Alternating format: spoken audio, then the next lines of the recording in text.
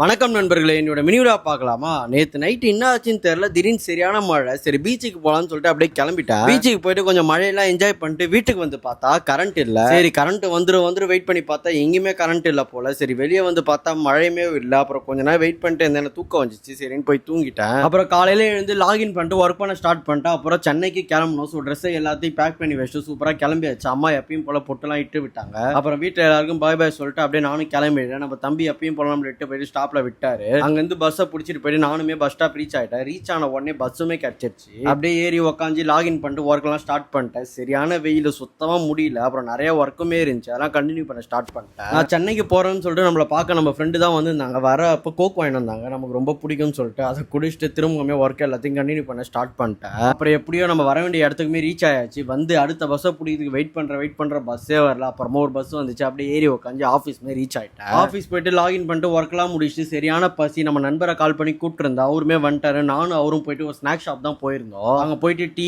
Coffee, biscuit, Maggi, bread omelette, சாண்ட்விச்னு எல்லாத்தையும் order பண்ணி ஒரு நாக் அவுட் பண்ணியாச்சு. ஃபைனல் டச்சா ஒரு ஜூஸை குடிச்சிட்டு ரூமுக்குமே வந்துட்டோம். ரூமுக்கு வந்து பார்த்தா அவ்வளோ பர்ஃபெக்டா இருக்குது. என்னடான்னு கேட்டா நான் தான் க்ளீன் பண்ணணும்னு சொல்றான். சரின்னு சொல்லிட்டு நம்ம வேலையை பார்ப்போம்னு சொல்லிட்டு லாகின் பண்ணிட்டு திரும்பவுமே ஒர்க்கை கண்டினியூ பண்ண ஸ்டார்ட் பண்ணிட்டேன். நடுவில் கொஞ்சம் தலைவலி. சரின்னு சொல்லிட்டு போய் இன்னொரு ஜூஸை குடிக்கலாம்னு சொல்லிட்டு திரும்பவும் ஜூஸை குடிச்சிட்டு வந்து அப்புறம் மீட்டிங்ஸ்லாம் இருந்துச்சு, அதெல்லாம் கண்டினியூ பண்ணிட்டு அப்புறம் சாப்பிட போகலாம்னு சொல்லிட்டு நானும் ஃப்ரெண்டுமே கிளம்பிட்டோம். அப்புறம் ஹோட்டலுக்கு போயிட்டு டின்னரை முடிச்சுட்டு வந்து அப்படியே கொஞ்ச நேரம் பேசிட்டு தூங்கியாச்சு. Good night.